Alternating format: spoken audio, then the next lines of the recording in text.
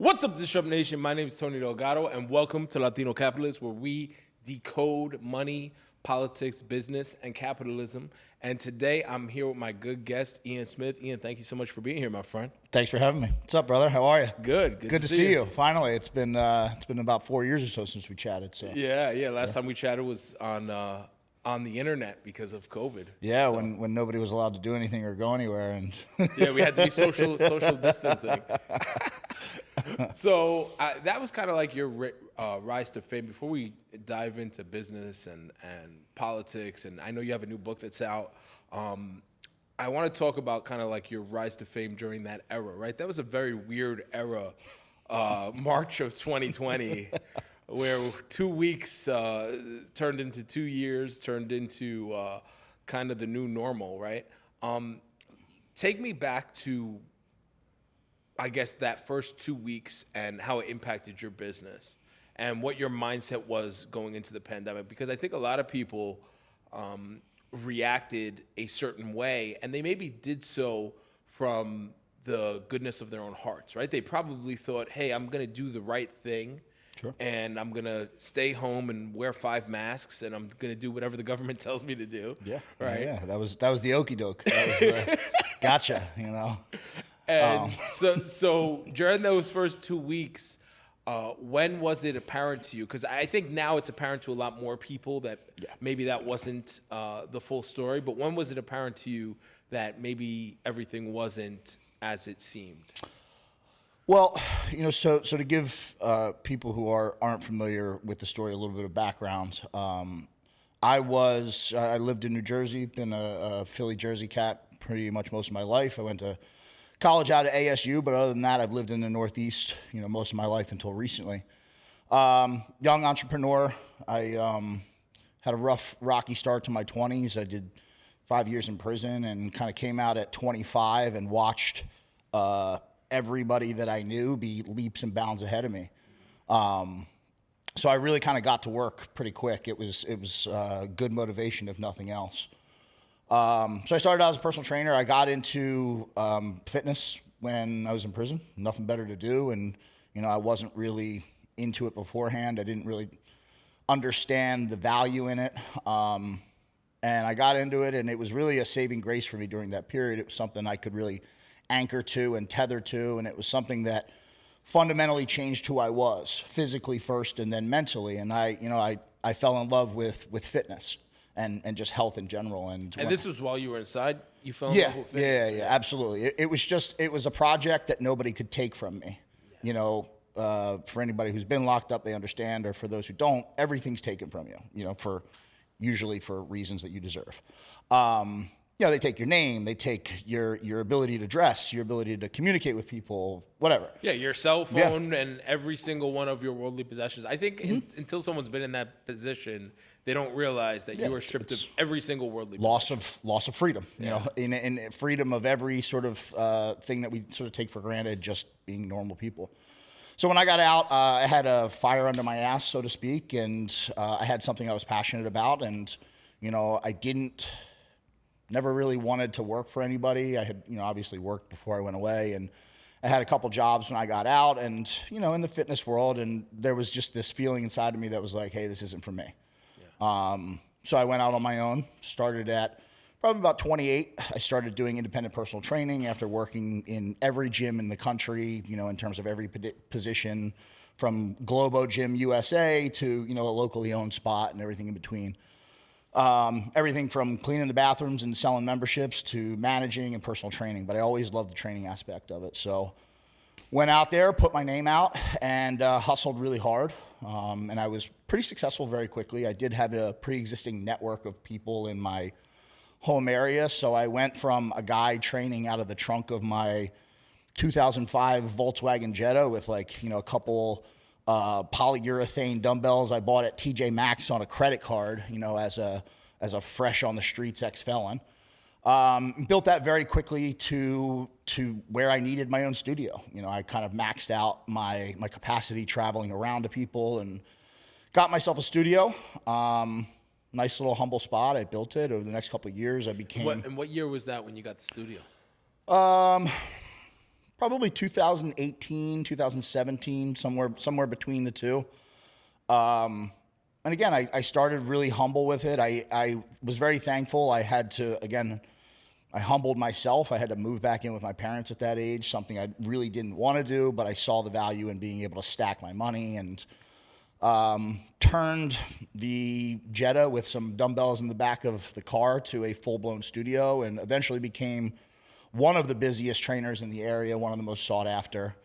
And I hit a ceiling again. I got to the point where I was working 100 hours a week, and I wasn't getting any more successful. Yes, I was making more money, but there was a ceiling, and I was stuck in second gear. I was the entire business. If I didn't work, I didn't get paid, and I needed something else. And the opportunity to buy a failing gym came along. And a friend of mine at the time, who he had a nutrition store, and I had the back half of his space for my studio. We had businesses that sort of coincided and ran parallel to each other. We decided to buy a gym. It was sort of like a Hail Mary. I didn't have the money to even put into it. I had to go. I had some of it, but I had to go ask friends. And I thankfully I've been blessed with some really good people in my life. Got a little bit from family, a little bit from some really good friends, and they believed in, my abilities to produce something. So we bought this failing gym in a quiet suburb of New Jersey, and this place was a dumpster fire when we bought it. It was a great gym. It had great potential, but it was just it was not being run. Really, nobody was there to run it. You had an absentee owner, and gyms don't work like that, especially if you don't have systems in place. So it was just kind of behind on everything, and we came in and we hit the ground running, and we just ran the same play. Hard work, quality service, caring about the people that support our small business, and caring about the community, giving back to the community, and we hockey sticked right away. Turned this place around, and 9 months into owning it, they said, shut your business down. So that's kind of, where the story begins. So when all of that started, it was, as an entrepreneur and a business owner, it was scary no matter where you're at. But for somebody who had just put everything on the line, I dumped my life savings plus other people's life savings, right? Plus borrowed money into it. Yeah, for sure. And we were already doing really well, and it's like, dude, this is a big ask. You want us to shut down our business? And I had sort of been paying attention kind of politically before, but I think at that time I was truly just enjoying the sort of feel-good nationalism under Trump, the fact that everybody had money to spend. It was a very good time to be in any business, pretty much, because we had an economy where people were spending money, and money was flowing and whatever. So, but probably like most people, you were probably apolitical. Right? It's like, yeah, hey, politics, I was that's probably something that leaning a little bit there. more towards Trump at the time. I didn't vote in that previous election, but I kind of thought it was cool that this quote-unquote outsider had gotten in. Yeah. And other than that, I was just minding my business. I think the average American is like that. I think the average American is not super into politics, right? They want to more now, but I think generally speaking, especially before 2020. Yeah. Yes, especially before 2020. So, I wasn't blind to politics, but I wasn't sort of invested in it either. So when this came along, it just didn't really sit right. It was, I'm not naive enough to not at least understand some history, and whether you're talking about the United States government or any government around the world, usually when they take stuff away, they're very slow to give it back, if ever. That's a trend. You can look at any culture or any country throughout history, and when they take stuff away or they give themselves new powers, it's usually, Yeah, we still have the TSA. Yeah, exactly. At every single airport, right? Yeah, but because of a guy with a bomb in his shoe who was mentally pretty much incapacitated. So it didn't sit right, but the hysteria and sort of the panic had gotten so high that, we decided, hey, we don't want to do this, but we don't know enough to confidently say no. Again, what you said in the beginning, they played into people's sort of desire to just do the right thing and be a good person. So it's like, okay, I don't understand this thing that you're talking about. You know, the story was pretty weird in the beginning. We were talking about bat soup and, you know, all these kind of, and it was like, it didn't make sense, but it wasn't enough to where we were confident in it. So we did shut down. And the first day we still had a ton of stuff to do. So as owners, we were still going. You know, we had stuff to fix and, you know, plenty of projects. And the first day I remember driving down the highway, I-95 in Jersey. And I mean, it's an 8-lane highway in some spots. And I was like the only car on the road. And it just felt really wrong, like on a, like deep in your gut kind of level. Like this just doesn't feel okay. I don't understand it, but I don't like it. And you couldn't avoid at least thinking about it. Especially in a position of a business owner, like it wasn't as if you were getting paid to sit home. You know, like some people were, and that was sort of the trick where they got people to not pay attention, is they said, "Oh, don't worry, we'll pay you." You know, so you know, day one it didn't sit well, and I remember driving down the highway, and there's a spot on the highway where you can see like a huge mall, and I remember driving by, and it was like there wasn't a parking spot in there that was empty, and I drove by like a Walmart, and it was like all these people, and then I pull into like my little strip mall in Belmar, New Jersey, and it's vacant. It's like a ghost town, and it's just like, you know, I look at, there's a Walmart open, and there's all these big corporations that are open, and I pull into this little place. And they're full. They're packed. They're packed. Walmart's packed. They're even over capacity at that point. You know what I mean? Because nobody had anything else to do, so everybody was at Home Depot doing home projects. And I pulled into my little strip mall, and there's a nail salon, and there's a ballroom dance studio, and a chiropractor, or some sort of like a beauty salon, a couple other places.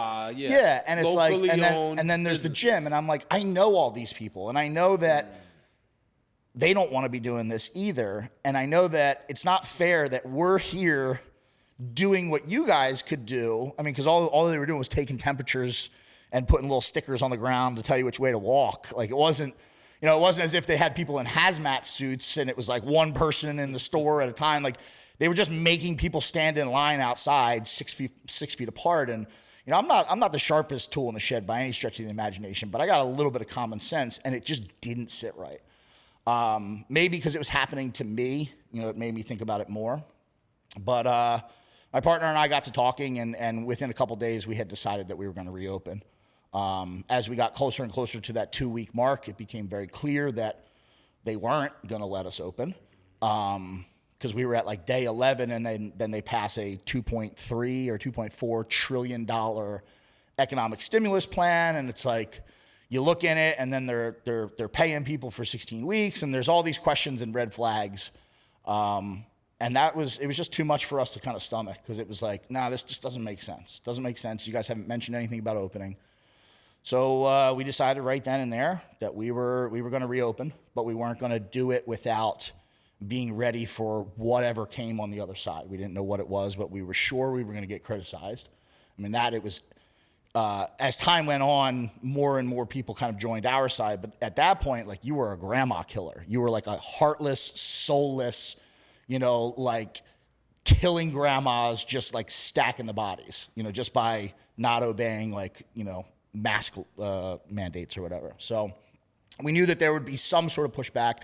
Didn't know what it was from the government. We knew that we would probably get some hatred for it. So we spent 6 weeks preparing, and we just dove into everything that we could. We read about COVID and mitigation and alternative therapies and just all sorts of stuff, as well as, you know, ways we could clean. And we set out this huge program.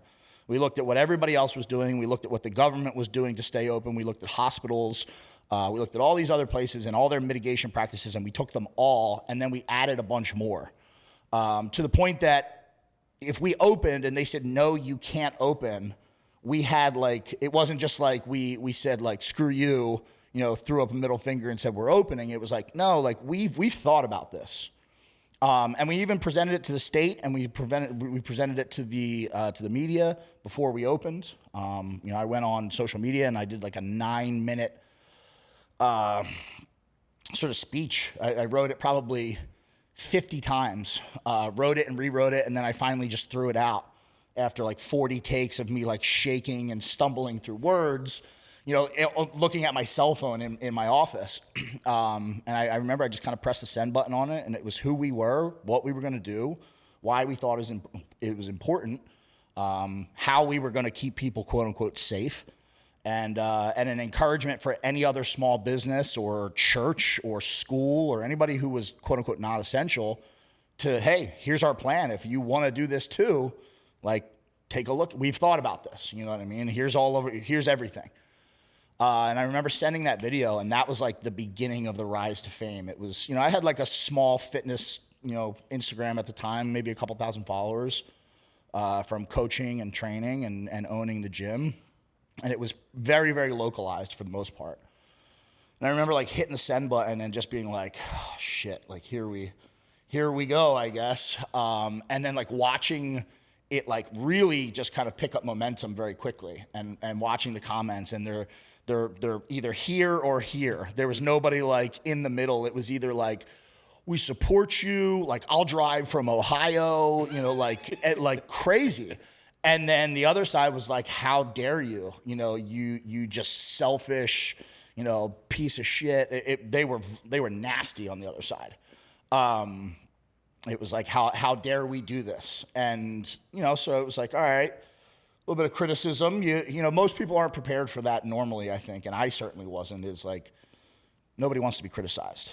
I think that's sort of in our nature. I think social media in general is a lot more toxic than the real world, because in the real world, people are going to say that to your face because they can get punched in the face, right? They're not going to go and say, hey, you're a terrible person or whatever. In all of the hatred I've gotten in 4 years, and I still get plenty, there's only been one person who's ever said anything to me in public. One person. Crazy. And he was pretty hammered.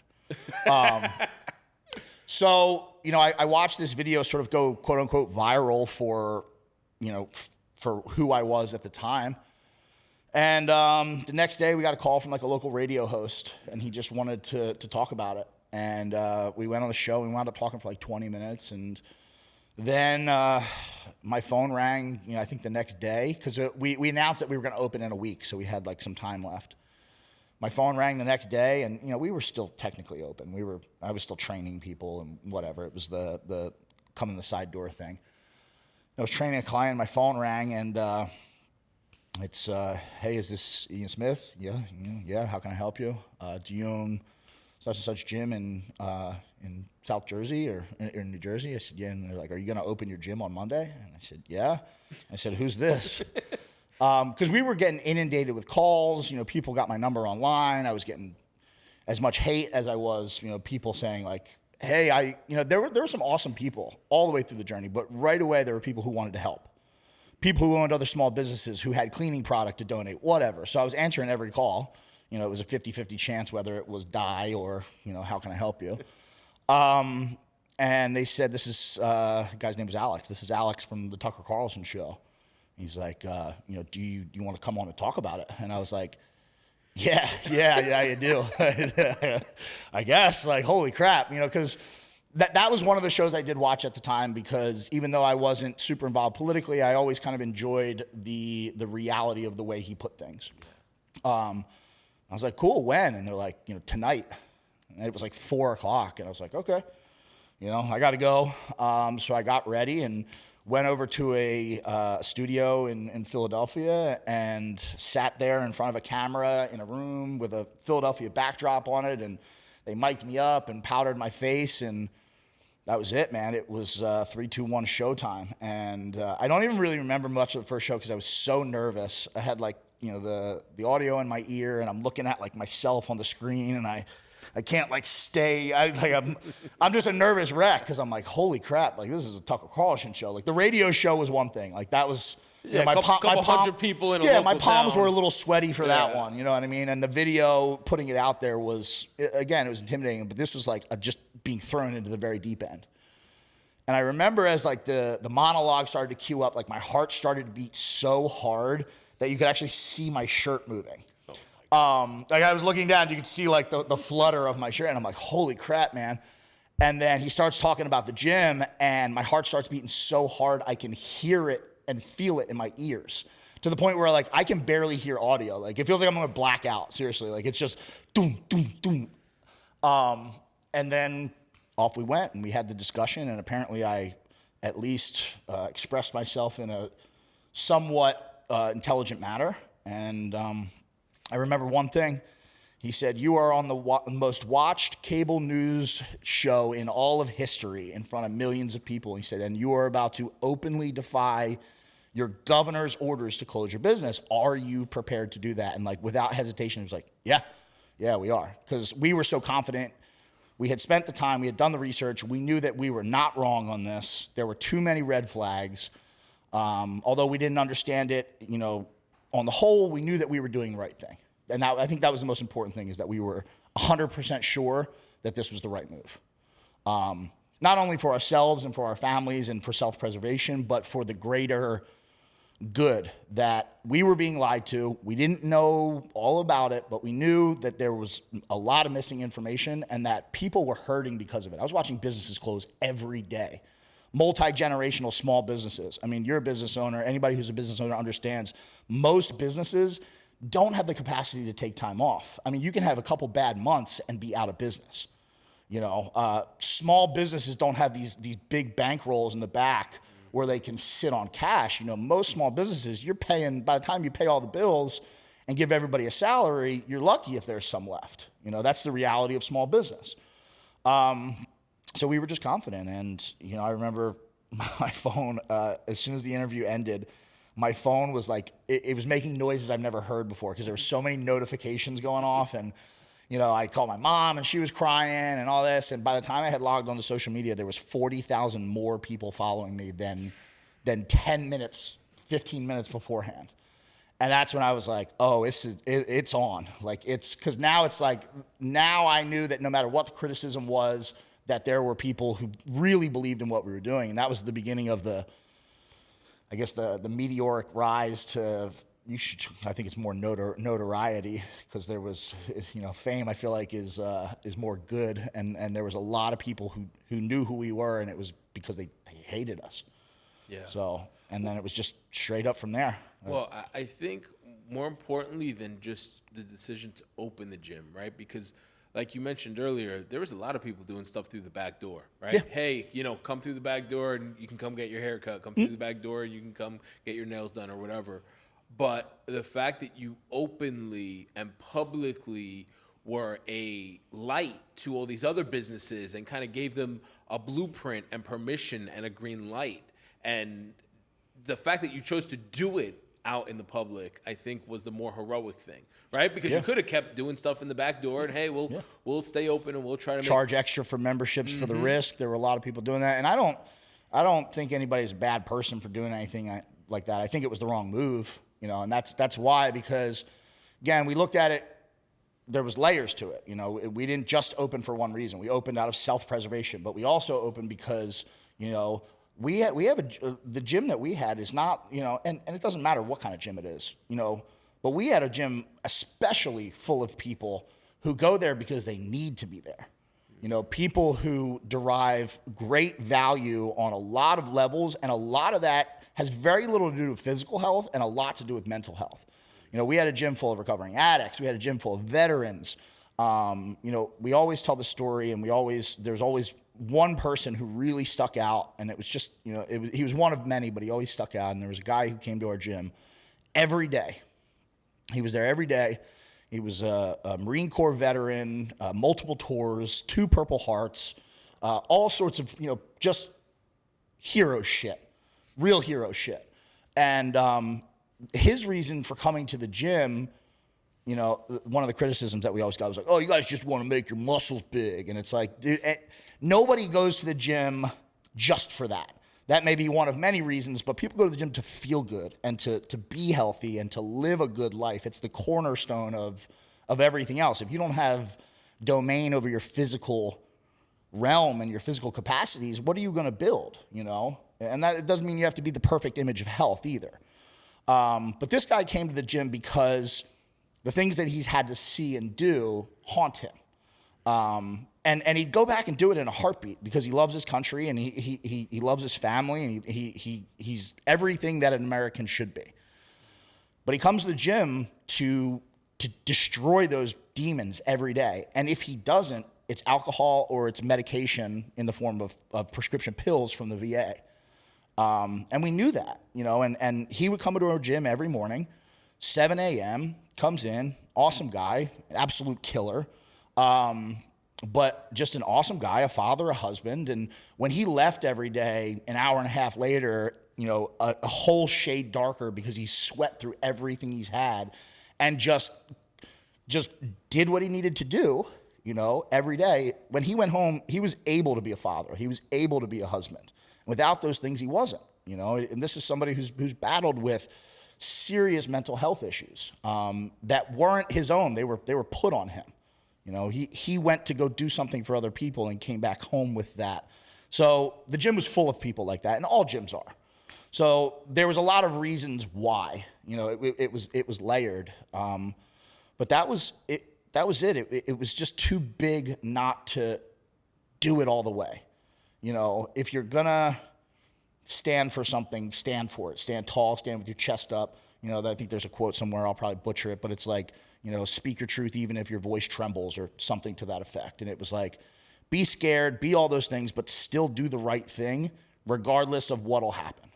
And that was kind of a way for us to deal with the stress of it all, because there was a tremendous amount of stress, but I think we understood that very early, and maybe we were just a little early to the party on that one, because I think a lot of people did understand that as time went on. Yeah. Well, and so there were a lot of consequences, right? So now let's dive into that, because the government was not happy about you kind of giving them the middle finger on national television. No, they certainly weren't. So, man, we could do a whole episode on that. But I thought it was going to be the government that called you. Hey, are you opening your gym on Monday? Because we're going to be there to stop you. Well, like every phone call was like that. You know what I mean? Like, you're like, man, who's on the other end of this? And you probably weren't ready for that either. You probably had your cell phone number on the website and everything. No, I wasn't ready for 1,000 calls. I had like a little Vagaro booking website, where I put my phone number in, not even thinking that it was public information. Yeah. And then all of a sudden, 100,000 people who hate you have it. Governor Murphy saw the Tucker Carlson episode, because they've thrown jabs at each other back and forth, in the political arena. And he called the township of Belmar and told the police not to let us in the building that following Monday. So we had a lot of allies through this who were working in government. We had people who were sympathetic. Maybe they couldn't speak out in the way that we could, because they have their job on the line or whatever. And I certainly understand that predicament. But they were very sympathetic to us. So a couple people were like, hey, psst, like the Belmar PD are going to be there at 5 a.m. on Monday, whatever it was. So we decided, fuck it. We'll go in on Sunday and we'll camp in there. They won't be ready for us. And we went in there with friends, family, some volunteers from the gym. And we covered up all the windows with brown paper. And we took these like shipping chains and we chained the doors up. And we literally like locked ourselves in from the inside. And just kind of were like, all right, well, nobody like slept that night. We were just sitting there sort of looking at each other and wondering what was going to be on the other side of the door in the morning.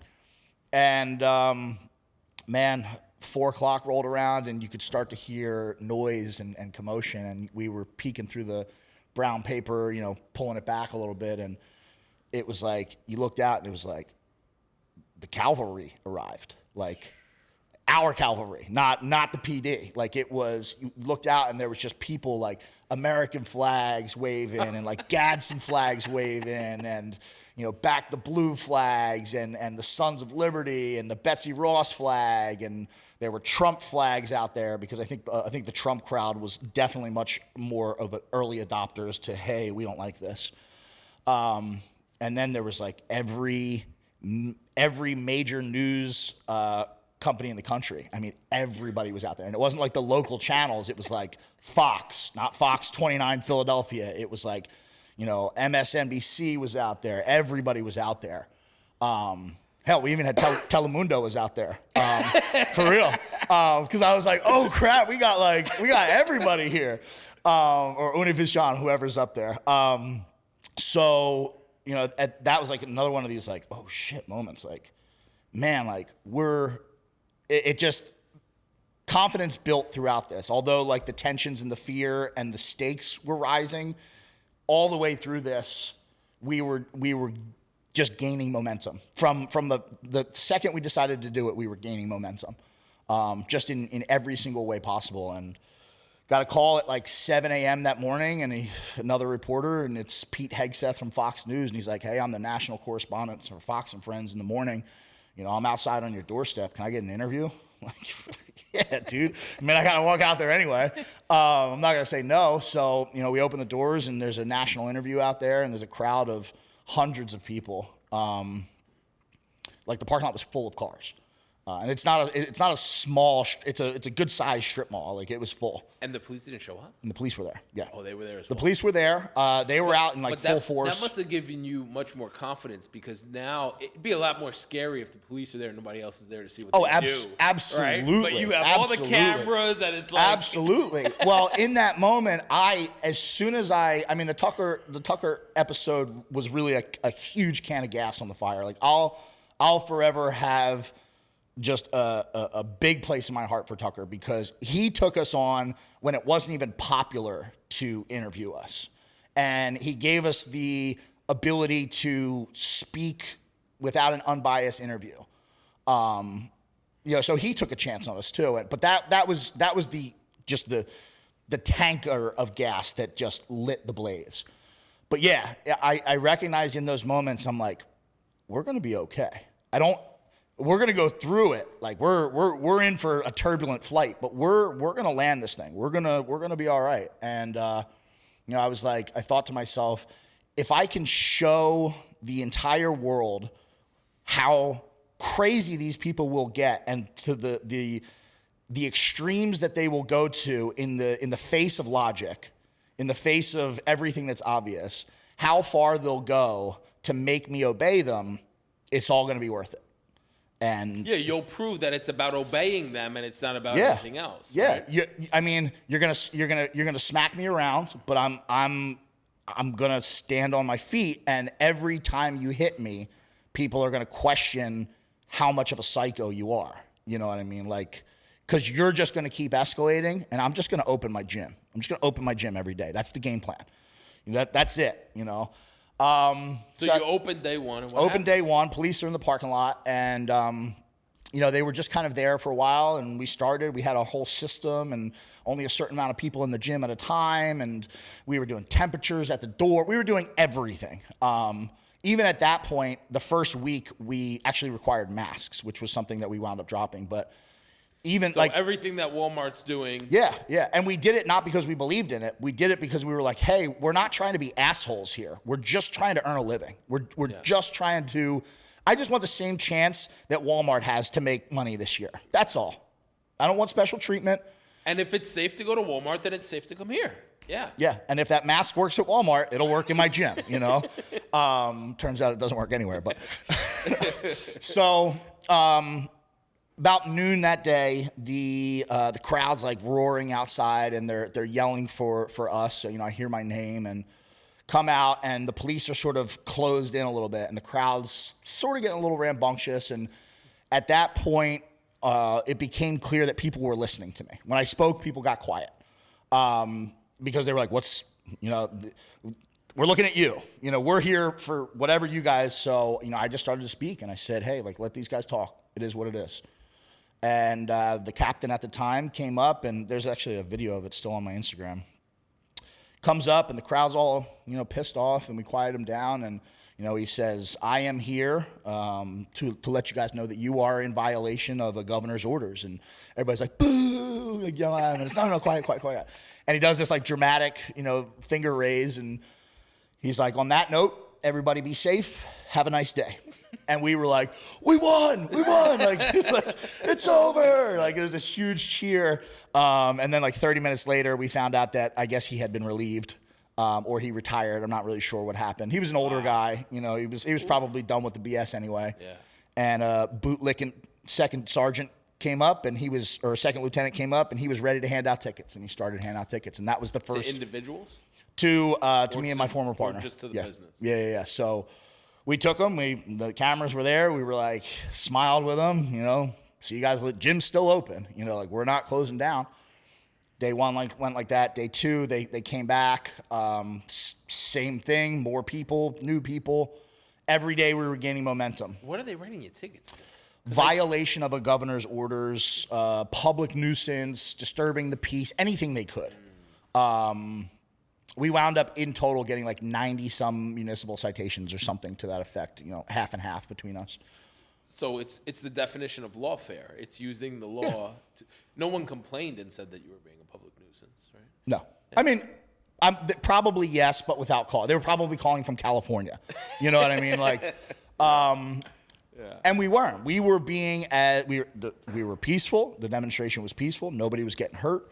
We were above and beyond what everybody else was doing. So we just said, like, hey, this is part of what's going to happen to us. So just stick it on the desk and go back to work. So every day you open the gym, and every day they come and write you tickets. For the first week, it happens like that. A couple other things. They started messing with our customers. So they actually arrested a guy on Wednesday.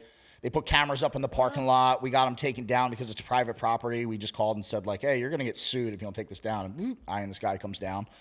And then they were following people home and pulling them over and giving us more citations. And then on Thursday, we got there and there was like a health department closure on the door. Somebody had messed with our plumbing from the outside. We have pictures of the Borough of Belmar trucks, you know, outside. And all of a sudden our toilets didn't work. So the game began. But our strategy was forward. Every day, the gym opens. No matter what they do to us, unless we're in jail or we're dead, the gym's open. That was our agreement as, hey, we're going to take this on as a team. You're not going to be a punk. You know, I'm not going to be a punk. Everybody, we're going through. We're not going to dip our toes in the water. We're diving in the deep end, and we're fighting. So it was just, hey, put the tickets on the counter. Boom, put the tickets on the counter. Gym's open. Gym's open. You know, and we would even say, cops, you want to come in and work out? You know, they weren't allowed. Hey, you want to work out? You can come out after hours. You know, like no. And at that point, especially, there was no hostility towards the police. My views on that sort of changed. You know, I think that these guys listened to orders to the point of absurdity. But especially at that point, I was like, you know, I'm not mad at you guys because a lot of these guys were members. They were members of the gym. You know, they didn't want to be there either. So we understood that. On Friday, they came and locked our doors. They locked our doors after hours. They came with the sheriff's department, locked the doors. At that point, we said, okay, let's put it in the courts. You know, we made our point. Checks and balances, right? That's somewhere in the idea of government is that, you know, we have three branches, executive, legislative, and judicial, and if one of them's out of hand, the other will sort of correct it.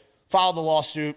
The judge didn't even want to look at it, kicked it out of federal court, back into the state courts, in a state court against the state, in a state that appoints judges and doesn't elect them, so they're positions given to them by politicians, particularly the governor.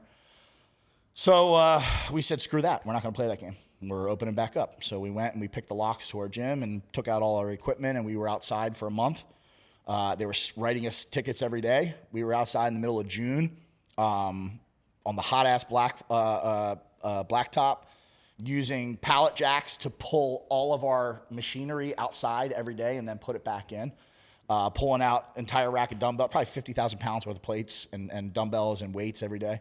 And then people are working out outside. People are working out outside. And that was at the time when, I think it was in like Seattle or Portland, there was like Antifa BLM riots, and they formed that like autonomous zone. It was like Chaz or something. I think it was like the Capitol Hill autonomous zone where they like took over a city block.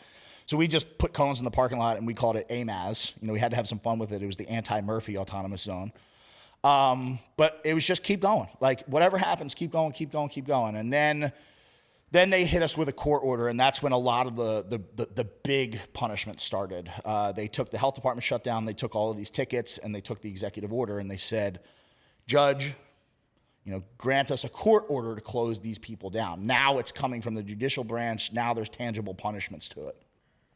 And of course, the judge said yes, because he's a lackey of the state, you know, and that year he was actually up for tenure, so you know he's going to be a good boy and listen, and he did.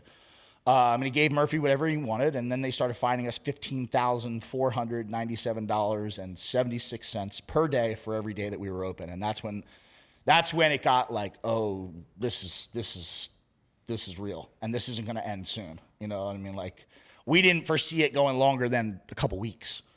And now we're in month 2, 3, 4, 5, rounding the bases to a half a year. And at this point, 3 or 4 months into it, were other gyms allowed to open? Planet Fitness, all these guys? No, it wasn't. It wasn't until almost a year that gyms opened in Jersey, and they opened with all sorts of restrictions, like personal training studios were allowed to open, but not gyms, and you could only train one person at a time unless they were family members or lovers. And we were just having fun with it. So we refiled as like a personal training studio, and we made everybody sign a paper that said that they were romantically involved with other people in the gym. We had a stack of like 500. We had to have fun with it because it was scary. It was scary and it was stressful. So and it was absurd. It was ridiculous. And it was easy to make fun of. Yeah. You know what I mean? And we handed those into court. And there's court documents that the prosecutor is pissed that were like clowning the court. Like he was upset that, and it's like, hey, you wrote the rule, man. Like, what do you want? You want to talk about dumb rules? We'll follow dumb rules. Everybody here's fucking each other. You know what I mean? It's like, so it just kept going, and that 15,000, it's like, ooh, like, all right. Yeah, that's real money. Mind you, we haven't charged anybody. We didn't reopen and start charging. We reopened and it was free. It was, you want to donate to our cause, go to our GoFundMe, buy a t-shirt, but we're not charging for gym memberships because we're abiding by at least that portion of the executive order. And it wasn't about the money. As much as we could have used it, it wasn't about the money. So we haven't charged people in 6 months or so, and now you're fining us $15,000 per day. And the first one's kind of like, what else you got? And then like that second one hits, and then it hits 6 figures, and then you're like, it hit 7 figures. And I've never been close to $1 million in my life. I'm a broke young entrepreneur who just put his life savings into this place. There's no money in there. There's no money coming in. And selling t-shirts. Yeah, and that's just going to legal bills immediately anyway. Yeah, whole thing, we wound up spending $750,000 in legal bills. I mean, the whole state was after us. So we were fighting 5 different court battles at once. So that's where it started to get just really, really real. And that kind of got into the point where it just became a battle every day, and that was our life. It was going to the gym. I wound up speaking a lot because there were auxiliary causes and other people opening, and people were waking up to COVID at that time. So that was a way that we could kind of stay in people's minds, because even if you see something that's messed up, I mean, everybody's got to live their life. So your attention to what's happening to the guy in New Jersey only lasts for so long. But it was our ability to keep staying in the news, keep talking, keep being in front of people, keep the sort of train moving forward. And we were eventually arrested. They came back to lock our doors again. And there was a gym owner in California. He was actually the first gym owner in the country to open up. His name's Lou Uridell. He owns Metroflex Gym in Oceanside. He got arrested. He was like this jacked white dude with long dreads. He's getting pulled out like day 3, and I remember seeing him on the news, and we had connected, and there was a lot of businesses that were opening and fighting. We were far from the only one. We may have been the biggest, in terms of attention, but we connected, and we would just kind of like vent to each other because it was different. What California was doing was different than what Jersey was doing. And Michigan was using the health department, and they were using the courts against us, and it was the police and the sheriffs in other places. And I remember telling Lou, and I was like, man, I said, they're coming to lock our doors again. And like without hesitation, he was like, take them off. I remember being like, haha, wait, that's a good idea. Like that, yeah. Take the doors off. I'm like, I gotta call you back. So we took the doors off, and we gave them to 2 different members of the gym, and they took them to their homes so that they couldn't put them back on. And they came and arrested us. I don't remember. It was a couple days after we were open for 24 hours. So we just said, we're open 24 hours. We're staying here. We're not leaving. And we're ready to go. And they came and arrested us in the cover of night or the early morning. And of course, there was somebody at the gym, so they caught it all on film, and off to Tucker we went. And it just reignited the fire again. So every time that things would kind of quiet down, they would do something to us. So we came back out of the holding cell and took a day off. And then the next day we came in and we kicked our doors in front on national television. You know, I called Tucker and I was like, hey, you're going to want to have me on the show again. Like, I know I was just on 2 days ago, but I'm going to send you a video in a couple minutes. You just want you to watch it. And it's us kicking the doors in. They put like plywood up. And we kicked the doors in our own gym and turned the lights on, turned the music on. And it's like, yo, gym's open. Like, we're not closing. That's just it. Whatever you do to us, we're not closing. And it just built and built and built. And eventually, we had criminal charges against us, criminal contempt of court, civil contempt of court, all these things, millions of dollars of fines, and we just stuck with the plan. And they took our business licenses away from us, fined us for that, and we just stayed open. And one day in May of 2022, the mayor of the township reached out, and he was like, like to our lawyers, like, how long are these guys going to keep this up for?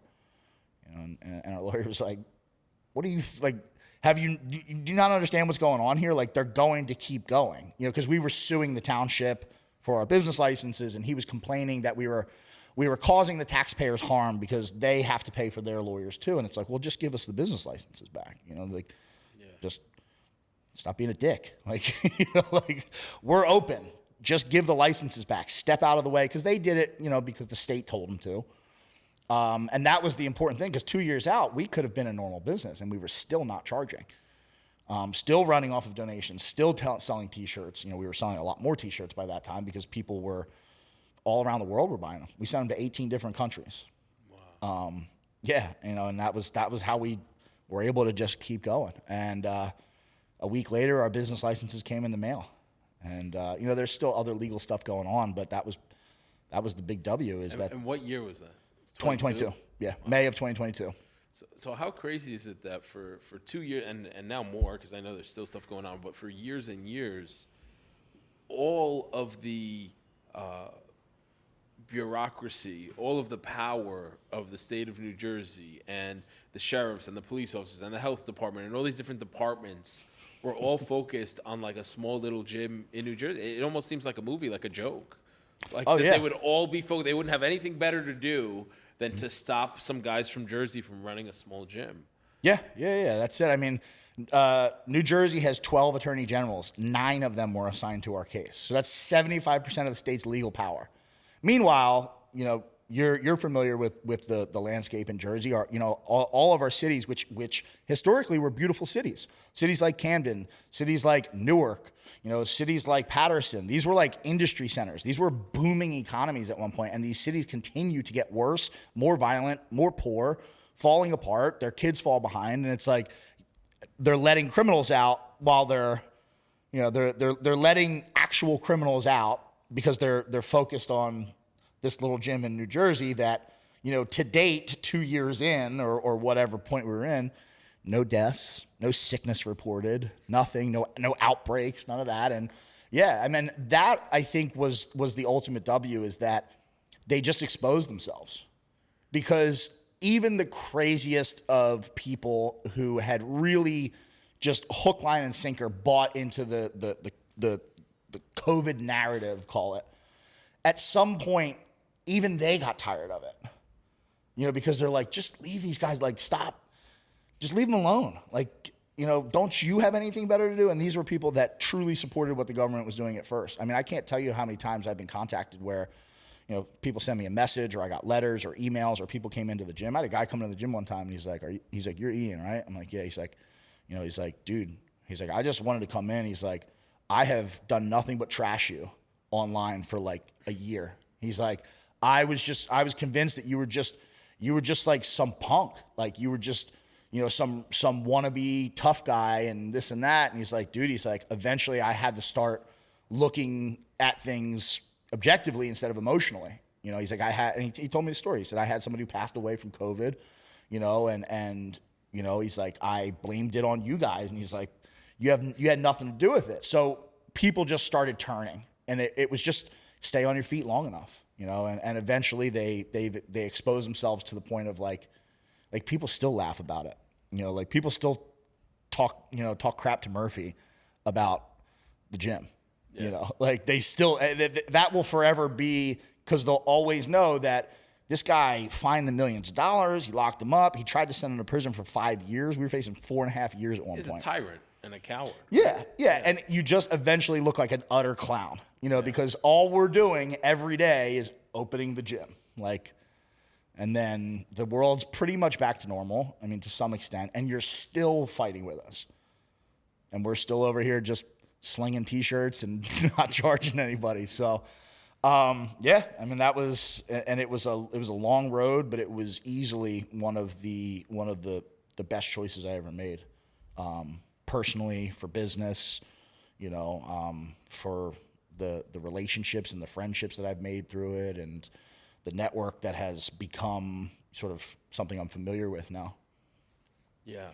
So that spun into your speaking career, your book, and even didn't you have a political campaign as well? Yeah, right? Yeah, that was a stupid idea.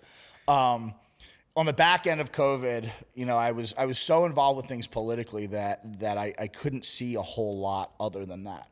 Because it became so hyper political. It became your life, right? Yeah, and I became this figure, you know what I mean, to where I went from barely caring about it to eat, sleep, breathe it every day. And I remember thinking on the back end, what next? Do I just go back to normal life? And I had this fear where I'm dude, I don't want to wait for the next thing that these people are going to do. It feels like as just citizens, we're always reacting to bad government.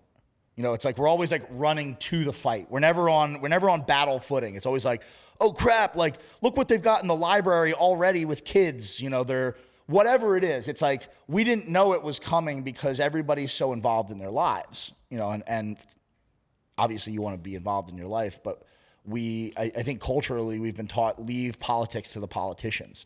And I don't think there's a greater mistake that you can make, no matter what your political views are, is to just assume that the guy with the tie that matches your political party, you just go and vote for him every 4 years and then turn your back and trust that he's going to do the right thing. Because these people have proved unequivocally that 99.9% of them, especially at the higher levels, not only do they not care about you, but they hate you.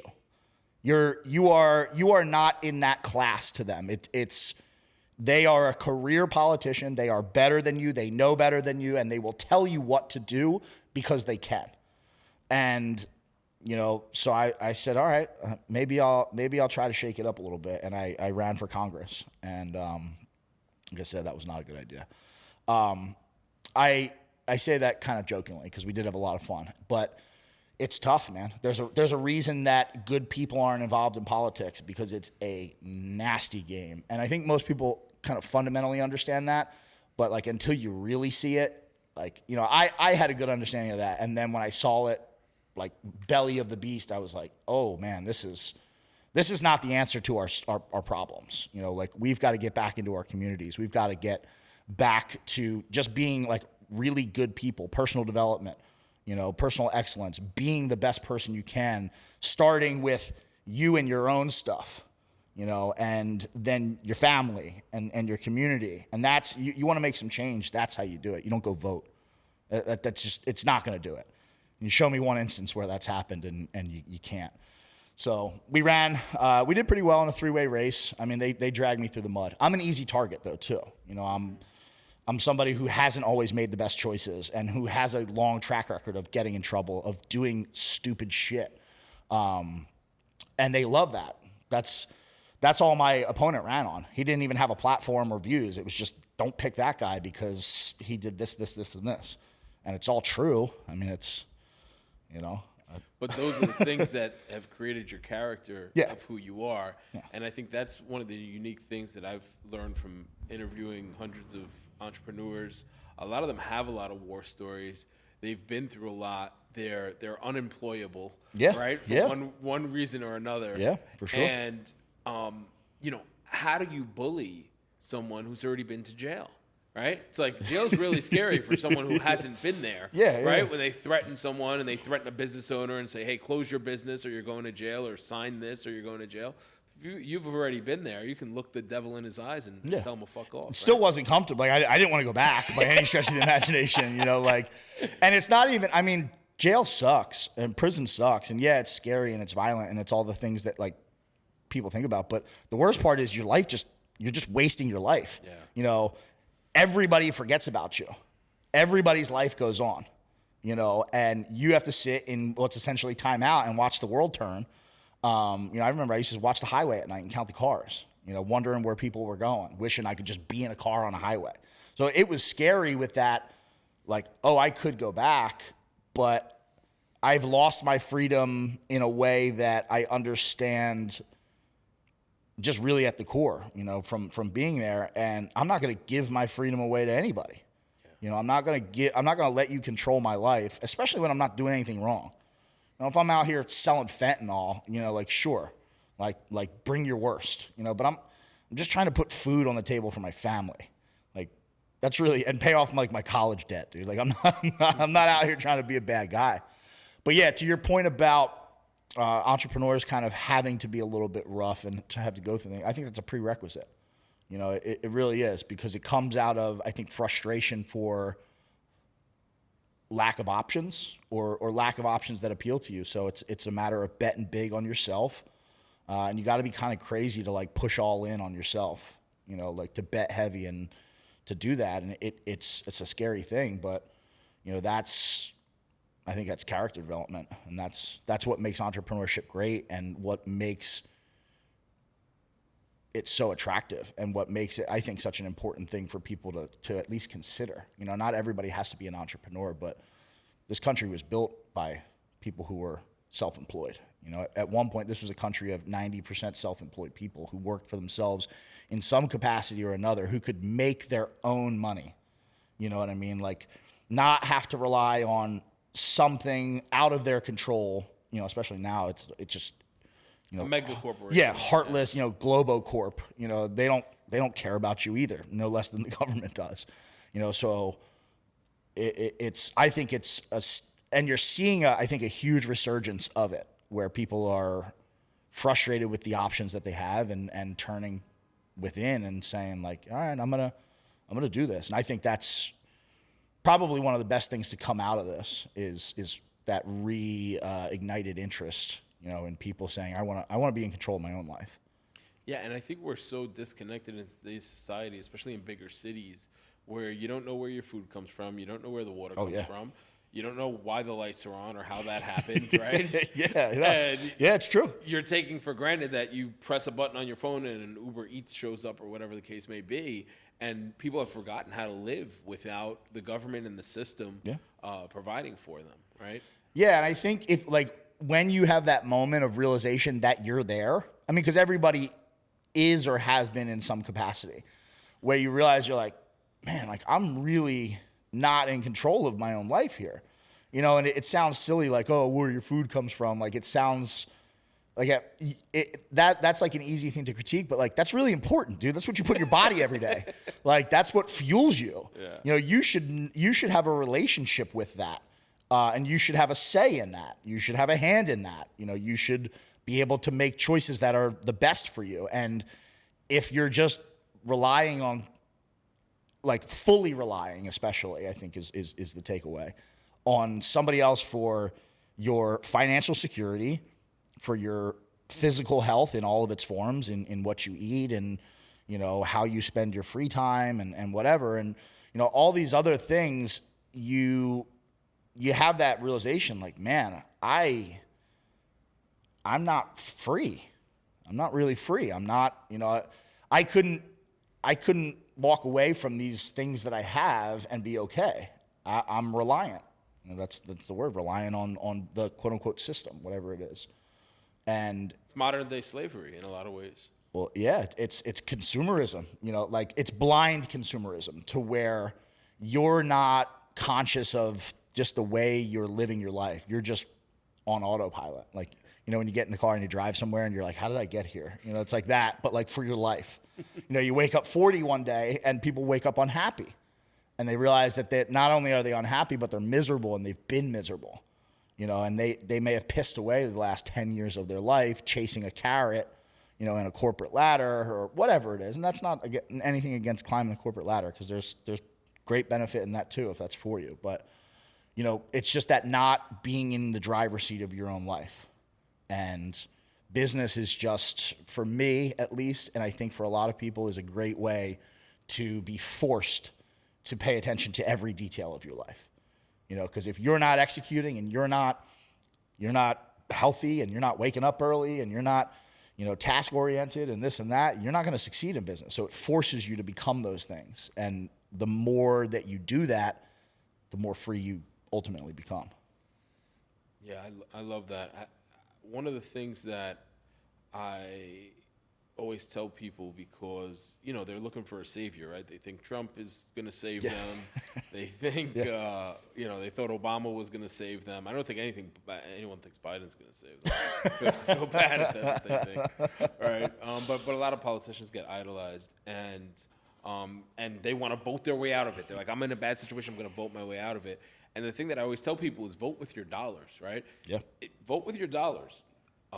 Participate in the capitalist system and support small businesses, support the businesses whose ideologies and whose business practices align with what you believe in, and then that's how you create the future that you're going to want to have your kids raised in. Yeah, because that forms relationships and it forms big networks.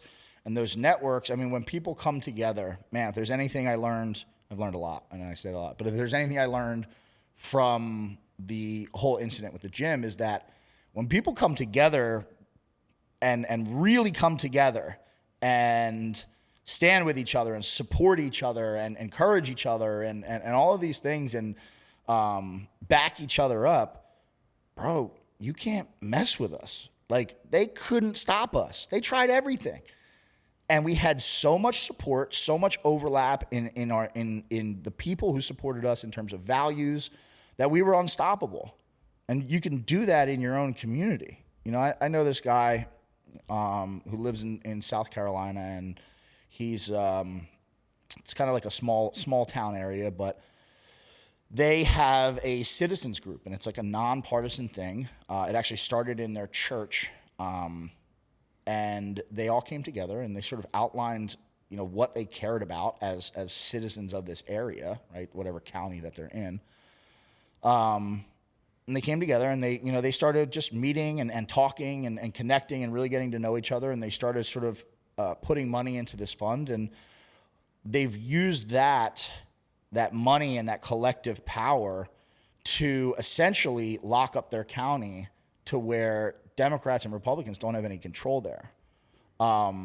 Where they've done things like, I think a Walmart was going to come in, and what they did instead was they bought the property that Walmart was going to buy. Collectively, I don't know how they did it, but collectively they came in, bought the property, built a facility there, and they have like 3 United States small to medium-sized businesses running out of there in their town or in their county, instead of slapping a super Walmart in there. And you said vote with your dollars. And when you spend small business, even medium-sized business, businesses that are not beholden to like the stock market and shareholders and they're not owned by other businesses and BlackRock and all these things, but real businesses, small businesses, local businesses, mid-sized businesses, when you spend your dollars there, you're giving them your money. That money filters through the company. Most of the people who work there live locally. The money stays there. It stays in your ecosystem. When you go to Walmart and you spend money there, that money gets siphoned right up the food chain to that, they talk about the 1% owning 10% of the wealth or whatever it is, or the top 10% owning 90% of the wealth, whatever that figure is. That's what you're contributing to when you're not paying attention to your dollars. So yeah, you want to take control of your life, that's what you do. But it's harder to do that. It's easier, to just support a Walmart because they have everything that you need. It's one stop and it's the cheapest.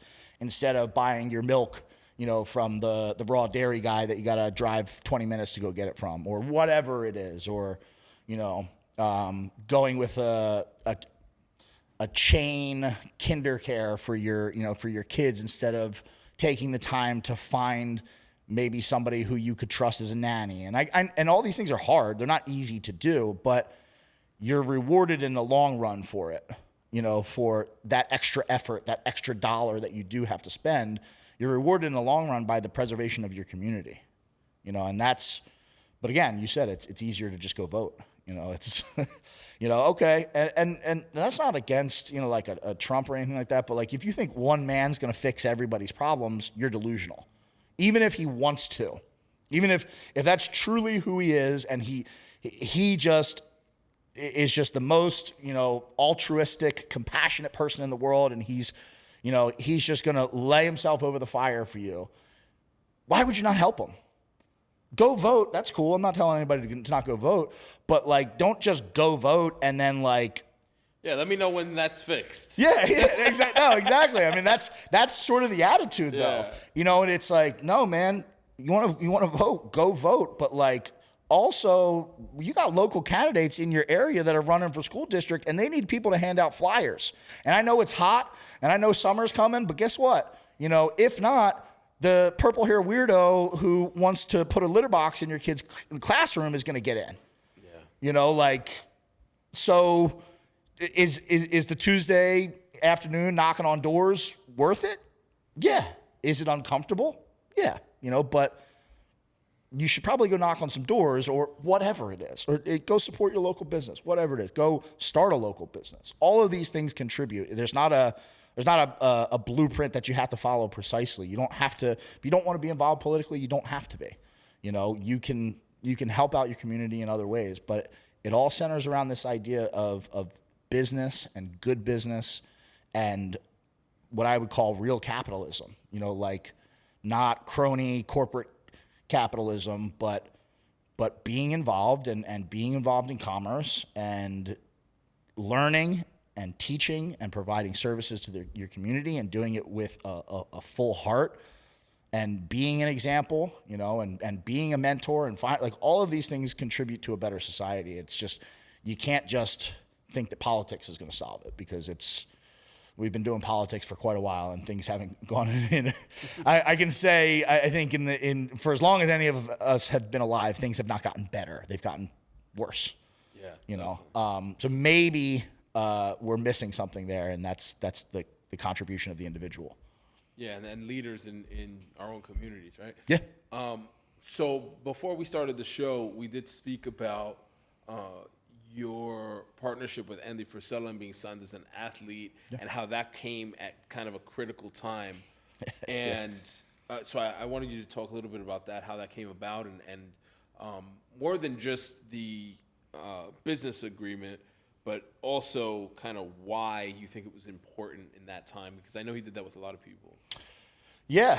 Well, a lot of people reached out to me during all this. A lot of people who I admired, people I had known of and really admired. Some people. Was he even on your radar, though?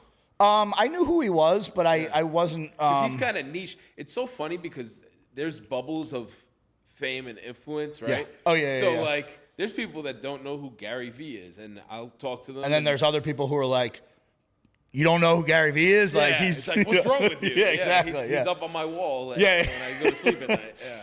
Yeah, so, I mean, I knew who he was. I didn't have that much of an understanding. I knew. Well, he's also big in the fitness. Space, right? Yeah, First Form. And I had known about First Form, but again, I was just before COVID. I was just kind of in my own lane. I was just it was a time in my life where the only thing that was going to make my life better was me going to work and working hard every single day. Well, and that gym was your whole life, right? Yeah. You came out of prison. Mm-hmm. You worked. I had so much catching up to do. And you put your whole life was in this business when they told you to shut it down. Yeah. So I was aware of who he was, and it was after one of the Tucker Carlson episodes, and he had messaged me, and was just kind of encouraging. He was like, "Yo, man, I just watched you on Tucker." I would get hundreds of messages like that, from quote unquote regular people to people like Andy. And, I said, thanks, man. I appreciate it. And, I followed him and he was following me, and he would just check back on me like every day. It was more than just like a thumbs up. Like he was going the extra mile, and far from the only person who was, but he was like every day. And then he's like, hey man, like bro, tell me what's going on. Like he took like a really, really, really deep interest in it. What I would say was like a personal interest. You know, he wanted to know the details. He didn't want to know like the short news clip. Like he wanted to know what was happening, why it was happening, what we were going to do. Did we have a game plan? Did we have resources? All these things. And we quickly became friends. You know, we just kind of started chatting back and forth, and we'd spend time on the phone, kind of just talking about how crazy things were, and we aligned in a lot of ways. And he just kept asking, like, how can I help? And at that point, it was like, dude, I don't even know how to help myself. Like, I don't even know what we need. You know, like, you know, it's we're just like this. You know, we're on guard all the time. It's like you know, David versus Goliath. Yeah, the wolves are at the gate. Yeah. You know what I mean? It's like the wolves are at the perimeter, and I'm just making sure one doesn't sneak up on me because things were coming from every angle.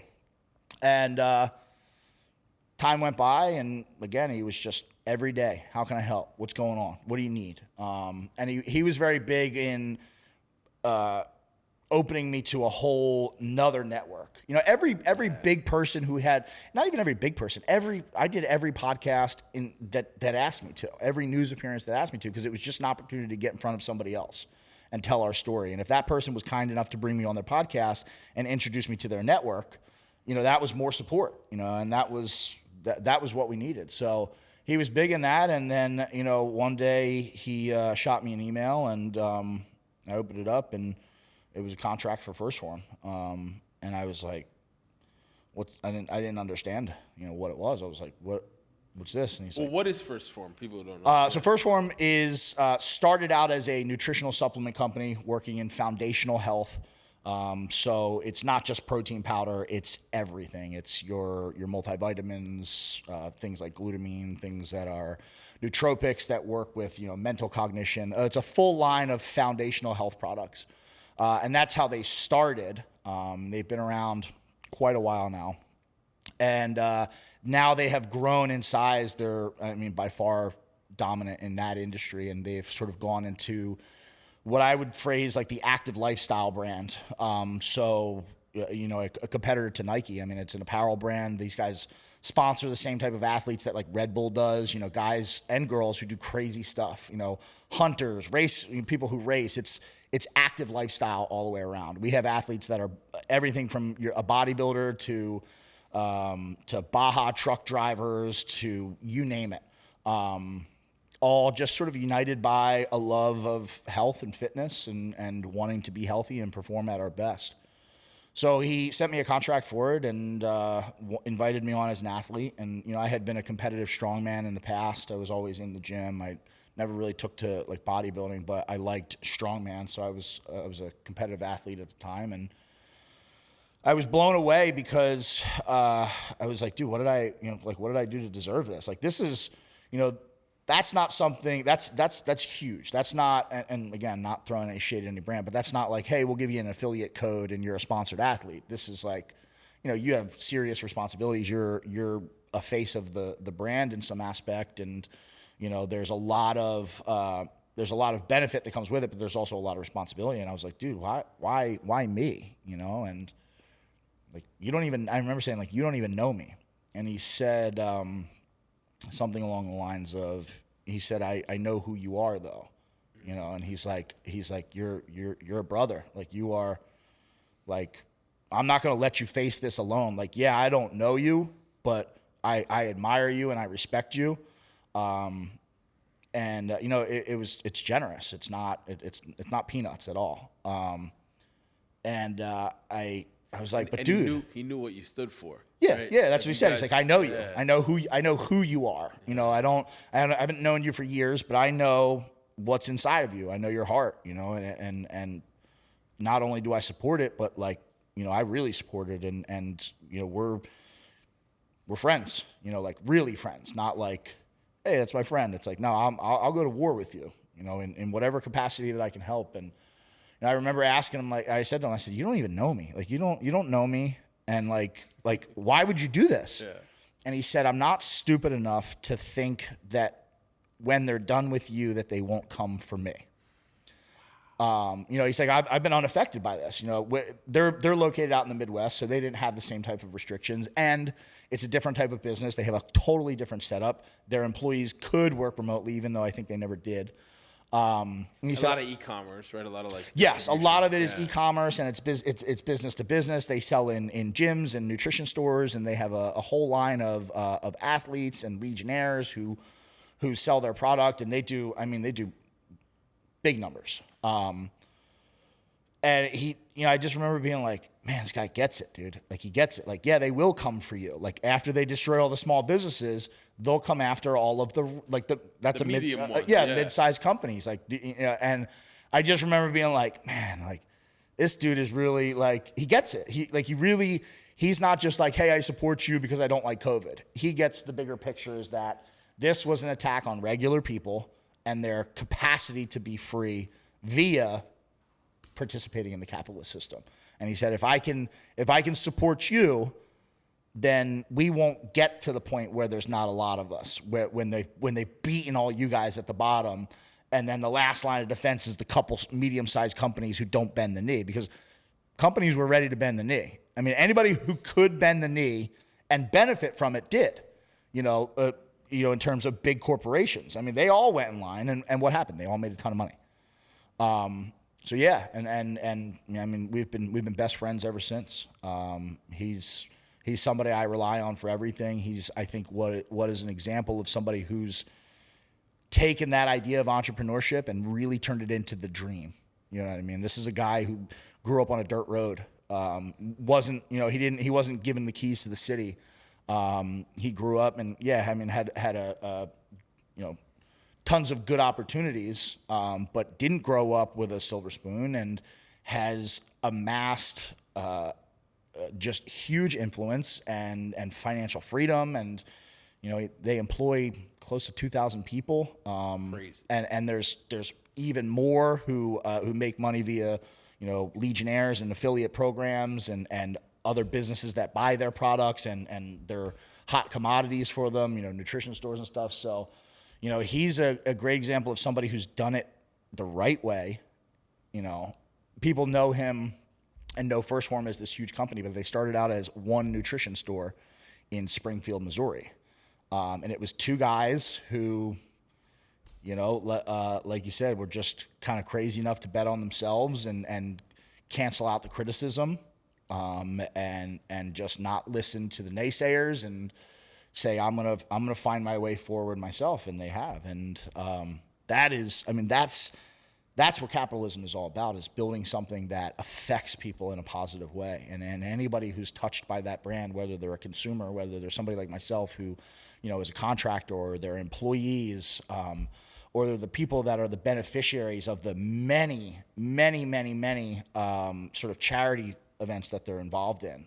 I mean, they're involved in some sort of charity event every week, because they have the resources to do it, and they understand that when they give to people, it makes everything better for everybody. So great example of a company that is somewhere where you'd want to support your money, or support them with your money, and that's one of many examples. There's plenty, ranging from your local deli down the street to a pretty large size multi-billion-dollar company that's still privately owned and it doesn't have any special outside interests. And that's one of the greatest things that came out of COVID was my association with First Form, because everybody who's involved in it truly believes in it.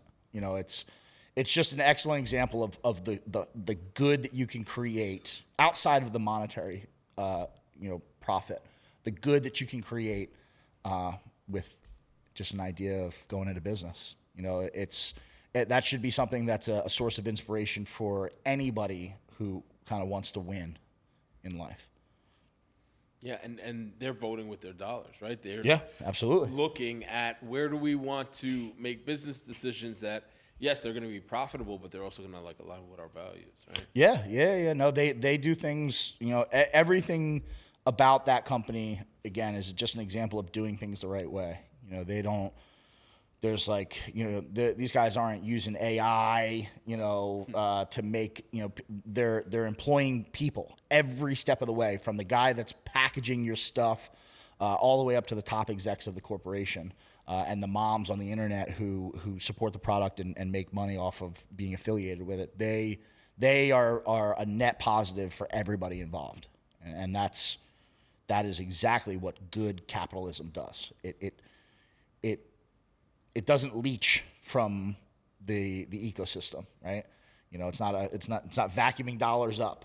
I mean, there's plenty of dollars going up. They're making money. It's not a charity organization, but the money is just recycled. I mean, they're based out of St. Louis, and they do so much stuff around the country. But in St. Louis, I mean, that's like a legendary brand, because they've done so much good in a city that struggles, and in an area that there's not a whole lot of good business, and they stick out like, in the best way possible.